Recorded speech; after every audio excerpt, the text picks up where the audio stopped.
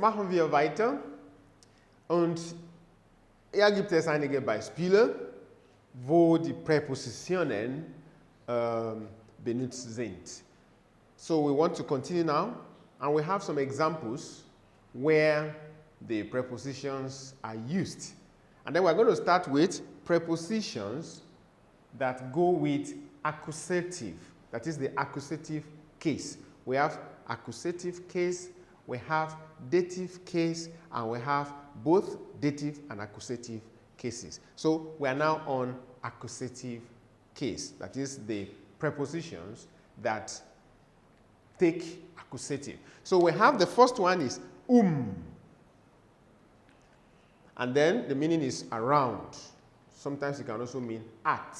So we have an example. Sie läuft den Baum. She runs around the tree. What's important here is, after this use of the definite article that follows it must be in the accusative form. So that's why you see Baum is der Baum.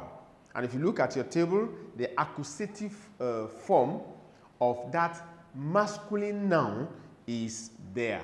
So you have it in der form. I read the sentence again. Sie läuft den Baum. And then we, of course, can also be used to tell time. 12 Uhr gehen wir. 12 Uhr gehen wir. This is just to explain the meaning, the usage of But when we are talking about accusative, this first sentence describes it better. After there is an article, definite article, and it must be in the accusative form.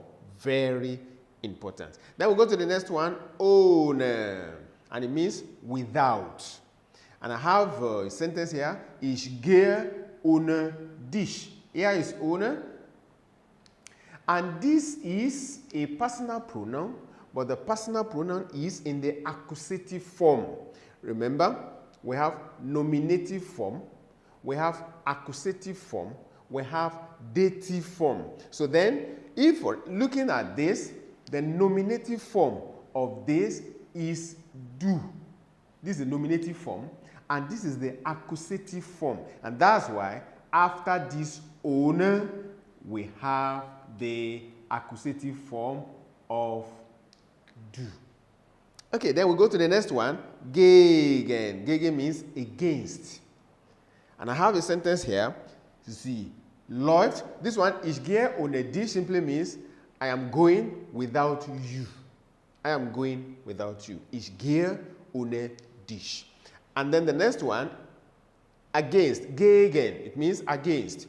Sie läuft gegen den Baum. Now, this is the preposition.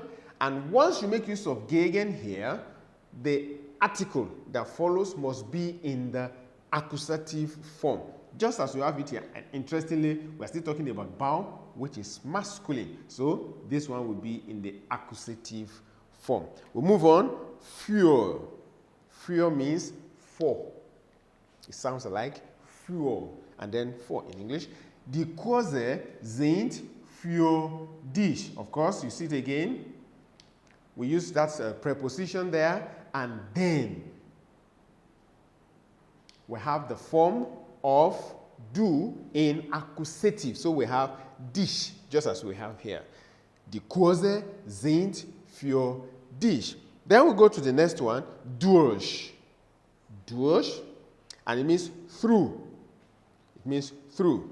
Wir fahren durch den Tunnel. So we see it here, just durch, and then we see the form of the, of course, it's still the same article, and it's in the masculine form. So we see the accusative form of masculine noun, and that is den. Wir fahren durch den Tunnel. We are traveling through the tunnel. And then we have the last one under accusative. That is bis, which means until. Bis nächsten Montag. Remember, Montag is der Montag. And then this one is qualifying Montag.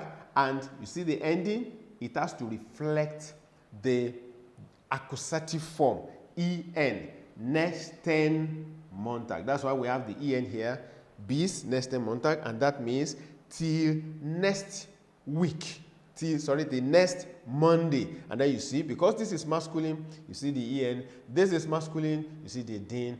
This is the accusative form of du.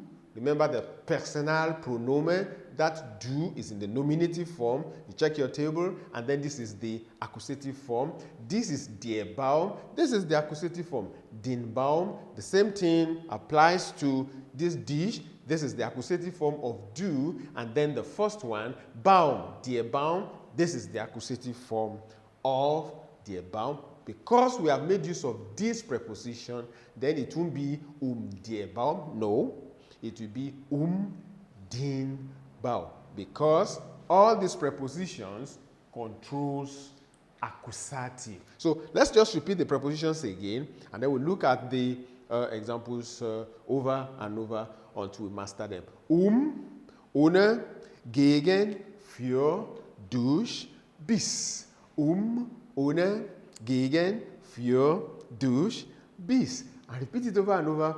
You can have it in your brain so that even when you get to the exam, you want to think of what are the prepositions that are used, that are controlling accusative. You just say ohne, gegen, für, durch, bis. You write this somewhere, and through that, when you want to use them, you will know immediately you use any of them, you know that this one is controlling accusative. Also, hier sind die Präpositionen, die accusativ regieren. Okay, so we'll move on straight.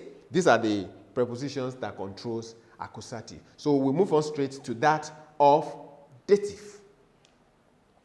And in that of dative, we're going to see also some examples that will help us to know how these prepositions are used.